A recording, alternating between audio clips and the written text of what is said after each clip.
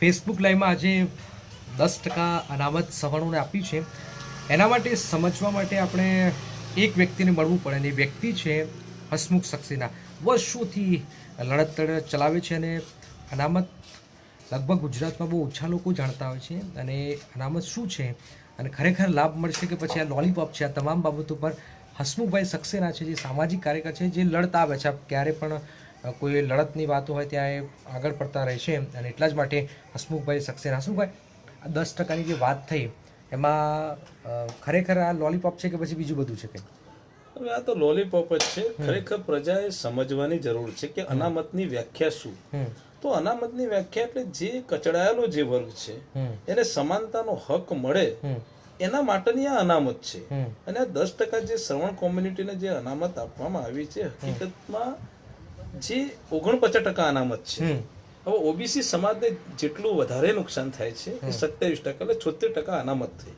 હવે અનામત આપવાનો મુખ્ય હેતુ એ હતો કે ગરીબી, આ અનામત એ ગરીબી દૂર કરવાનું સાધન નથી. આ આપણા દેશના વડાપ્રધાન નરેન્દ્રભાઈ મોદી સાહેબ, ખરેખર મને તો એવું લાગે છે કે એક ચાની કિટલીના માલિક હોય અથવા તો કોઈ ભાજપના કાર્યકર હોય એ પ્રકારનો નિર્ણય લે છે. હકીકતમાં અનામતે જે જાતિ કચડાયેલી છે એને સન્માન મળી રહે એના માટે અનામત આપવામાં આવી છે. કોઈ ગરીબી દૂર કરવા માટેની અનામત નથી. આ તો માત્ર સત્તા મેળવવા માટે અને પ્રજાને ગુમરાહ કરવા માટે.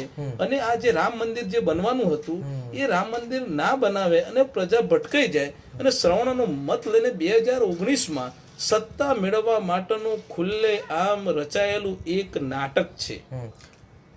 તો આ શું કહેવાય, ચૂંટણી આવી એટલે બધું યાદ આવ્યું, રામ મંદિર ભૂલી જાય એટલા માટે જ છે કે પછી બીજું? હા, બસ બિલકુલ બિલકુલ. આ તો ચૂંટણી આવશે એટલે આ બધું યાદ આવશે. આપણા ભૂતકાળના નેતાઓને પણ ખબર છે જ્યારે જ્યારે ચૂંટણી આવે ત્યારે બિચારા રામ યાદ આવે છે.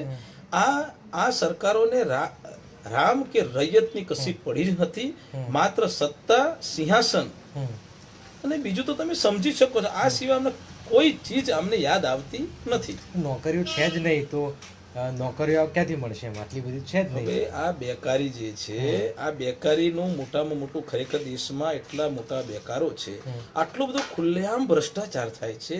પ્રજાને ખબર નથી કે 9 લાખ લોકો જ્યારે પરીક્ષા આપવા બેઠા હોય ત્યારે 900 લોકોને જ નોકરી આપવામાં આવે છે.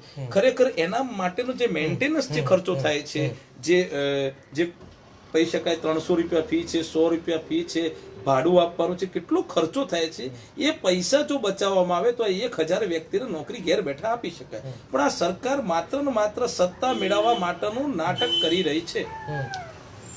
તો બીજી કોઈ વાત છે નહીં, માત્ર આ નાટક જ છે એમ. તો ફાયદો કોને થવાનો આમાં? આ ફાયદો માત્ર ને માત્ર જે રાજકીય નેતાઓ છે એ લોકોને જ ફાયદો થવાનો છે. એમને મત મેળવવા છે. અને શ્રવણ કોમ્યુનિટી, એટલે શ્રવણમાં જે આ 10% અનામત આપી છે એમાં 62 જાતિઓ આવે છે. બ્રાહ્મણ હોય, મુસલમાન હોય, હિન્દુ, એમાં 62 જાતિ આવે છે. એમને એક વાત એ થઈ કે ભાઈ હિન્દુત્વની પાર્ટીને બહુ બુમરાડ કર્યો, પણ તમારે મુસ્લિમને પણ મળવાની છે, ઈસાઈને પણ મળવાની છે. હવે આ તો ચૂપ થઈ ગયા બધા કે ભાઈ આ હિન્દુત્વની જે વાતો કરતા હતા એમાં તો આ પણ બાબત આવી ગઈ. આ રાજકીય નેતાઓને હિન્દુ મુસ્લિમની 2 પાર્ટી બનાવીને ઝઘડવા માટેનું ષડયંત્ર છે. ભૂતકાળમાં જ્યારે 70 વર્ષ પહેલા આપણો દેશ આઝાદ થયો એ વખતે ભારત અને પાકિસ્તાનના ભાગલા પડ્યા ન હતા. એ વખતે ઓબીસીને સ્ટેન્ડ આપવામાં આવ્યું હતું, પણ જેવા ભાગલા પડ્યા અને માઇનોરિટી અલગ થઈ પાકિસ્તાનની, એટલે એ 70 વર્ષ પહેલાથી ઓબીસી સમાજને નુકસાન થતું આવ્યું છે. આમાં મોટામાં મોટું નુકસાન ઓબીસી સમાજને છે. અને ઓબીસી સમાજના જે નેતાઓ છે એ ઓબીસી સમાજને માત્ર ને માત્ર વ્યસનમાં ડૂબાડીને એ ઓબીસી સમાજનું એટલું બધું નુકસાન પહોંચાડ્યું છે, જે વિચારવા થઈએ તો એક દુઃખજનક ઘટના છે. ખરેખર ઓબીસી સમાજના રાજકીય નેતાઓ વિચારવા જ રહ્યું કે તમે તમારા સમાજને શું કામ નુકસાન પહોંચાડો છો. અને આપ જુઓ કે 2 કરોડ નોકરીને એક ધ્રુવ પંડિત કરીને એક વ્યક્તિ છે, કહે છે 2 કરોડ રૂપિયા નોકરી એ વાત હતી. આ મને એવું લાગે છે કે આ ચૂંટણી વાયદો હતો, એજન્ડામાં પણ નહોતું.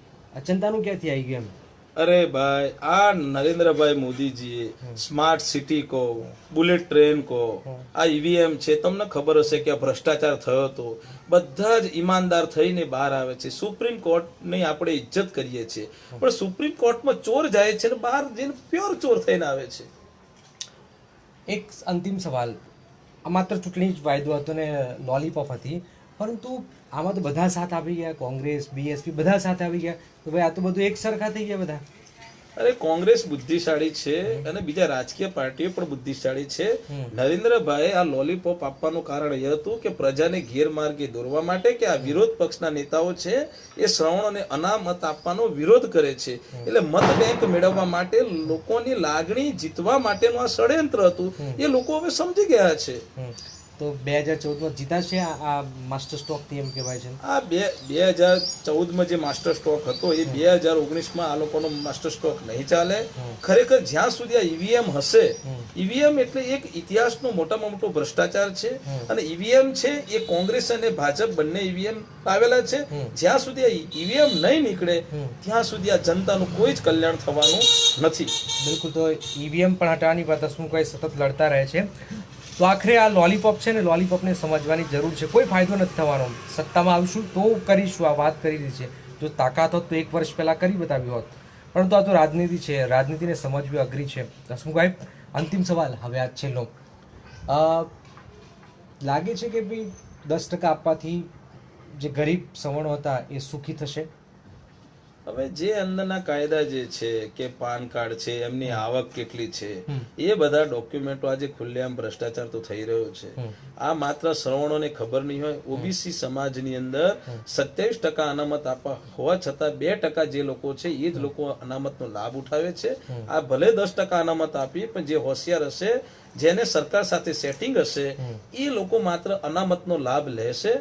અને મહત્વની વાત છે, જો ફરીથી વારંવાર કહું છું કે ગરીબી દૂર કરવા માટે અનામત નથી. જે કચડાયેલો વર્ગ છે અને સમાજમાં સન્માનજનક સ્થિતિ જીતવા માટે અનામત આપવામાં આવી છે, ગરીબી દૂર કરવા માટે નહીં. બિલકુલ. તો આ એક માત્ર ચૂંટણી વાયદો છે ને, એને સમજવાની જરૂર છે. ફેસબુક લાઈવમાં અત્યારે બસ આટલું જ.